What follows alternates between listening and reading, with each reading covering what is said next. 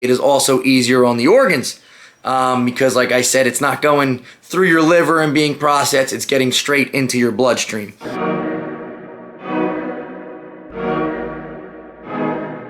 Hello and shit, Ed here, back with a very interesting video for you today. As always, if you guys have any questions, comments, concerns, you want to argue, agree, disagree, make sure you drop a comment below. Let me know. I also want to hear your thoughts if you guys have any personal experience that you can share with what I'm about to tell you. That being said, let's get into today's video. Very interesting topic for you today. We're talking about sublingual versus oral administration for SARMs and oral steroids. We're going to compare and contrast sublingual versus oral and dive into why sublingual might be better for its faster acting properties, for being less damaging and taxing on your organs and body, and when you would want to use sublingual administration versus oral administration. Sublingual meaning underneath your tongue. So a lot of guys are taking SARMs and oral steroids, letting them dissolve underneath their tongue before swallowing them, versus just taking an oral steroid pill and boom, kicking it back. I'm going to explain what exactly is different and why people are using this sublingual method. Before we get into that, just a quick note about SARMs. A lot of guys think that SARMs are the safe alternative to steroids. SARMs won't damage my other organs because they're selective androgen receptor modulators. They're going to be more selective in the tissue they bind to, yada, yada, yada. Anyway, SARMs are still going to be liver toxic, some more so than others. Some might not have an effect at all, but you should really research the individual compound that you want to conduct a research experiment with before you actually go and dive into it. So for example, ostarine, it's known as a beginner SARM, but that one is going to be liver toxic. It's going to throw up those liver enzymes, and it may actually be more damaging to your liver than the LGD, the RAD140, some of the bigger, heavier compounds. There's a lot of articles out there saying that ostarine may actually do more damage and be more liver toxic than some of the heavier duty SARMs. So always do your research, look into the compound before you experiment with it, guys. It's going to be dose dependent as well, and it's going to depend on your genetics. Some guys just respond differently to different compounds, and your body, you don't know how you're going to react. So be careful, always start with low doses. Anyway, we're talking about sublingual versus oral administration, the differences between those. So the first benefit that we get from sublingual administration is that it's faster acting. It's going to be absorbed very rapidly directly into the bloodstream due to the fact that there's a lot of blood vessels in your mouth underneath your tongue right there, where your body will absorb it straight into those blood vessels, and boom, it's going to hit you quick and it's going to hit you hard. So you're going to get higher peak blood concentrations.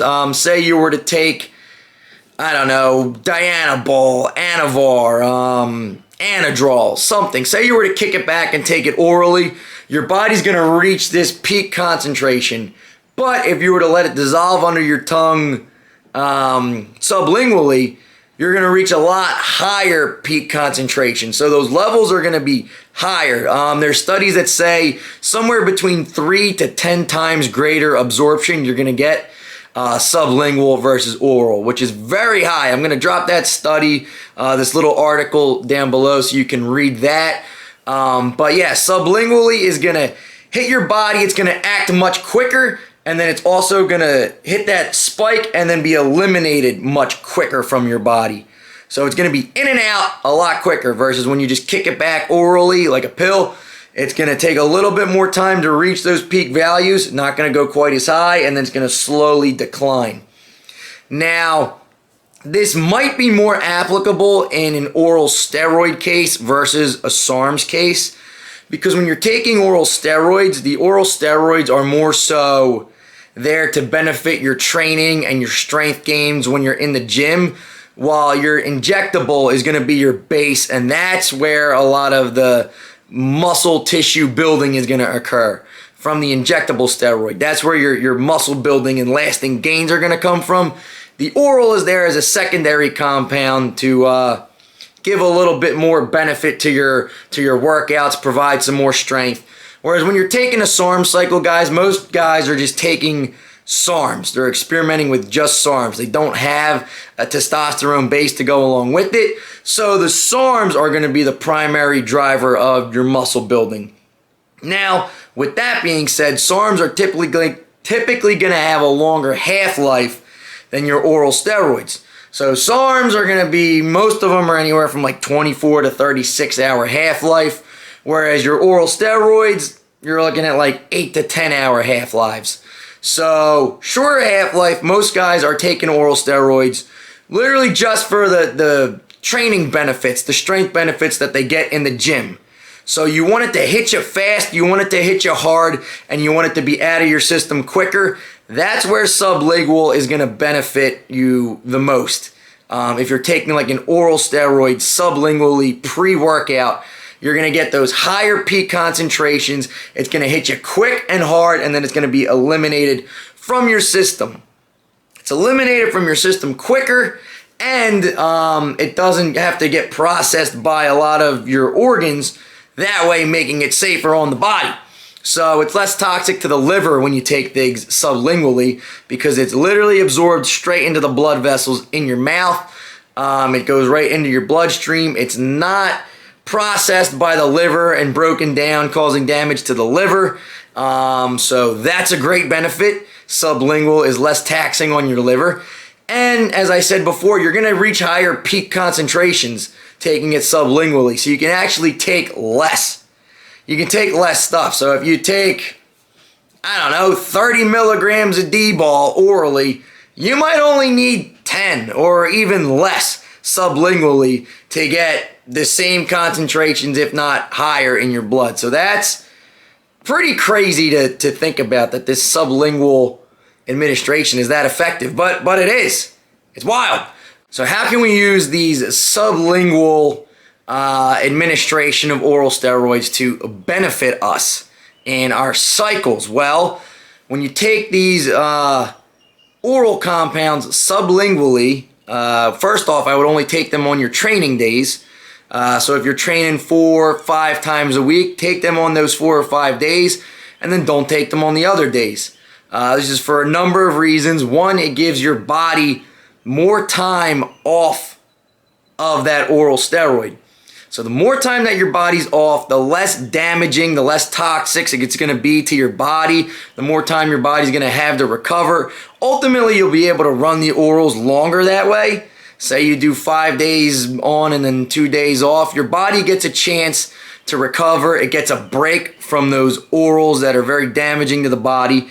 But when you take it sublingually, it is also easier on the organs. Because like I said, it's not going through your liver and being processed, it's getting straight into your bloodstream. So, take them sublingually before your workouts. You're going to reap the benefits pre-workout because your spikes are going to be higher, they're going to be quicker, you're going to get that pre-workout effect that you want out of your oral, and then it's going to drop back down pretty swiftly. That means you're not going to have that oral steroid lingering in your system any longer than it needs to.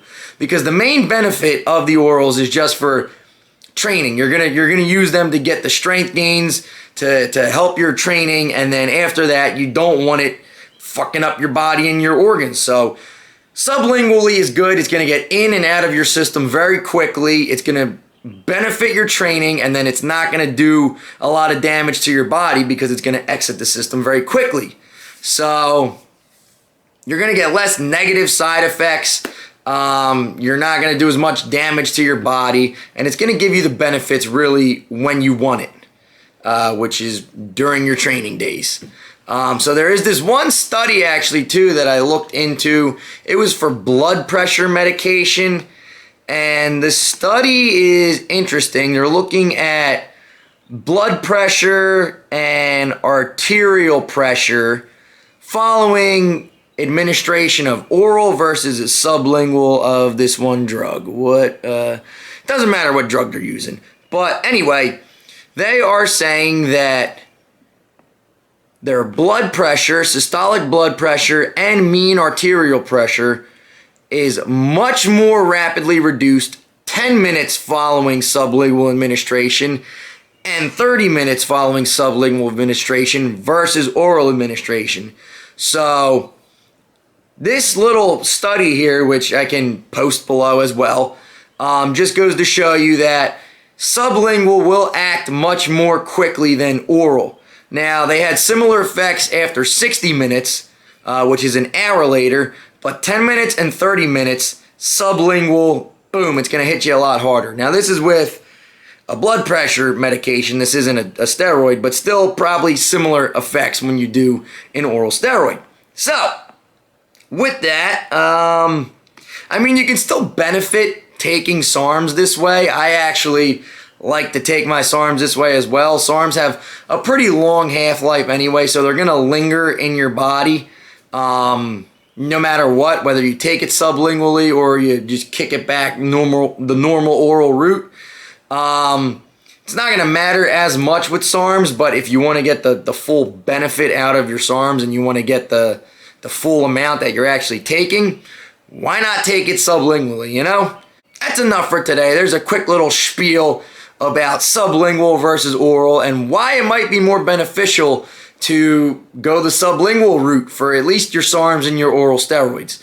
So, let me know what you guys think. Do you guys have any experience with this? Drop any questions you might have below. Let me know your thoughts. Ed out. Bye-bye.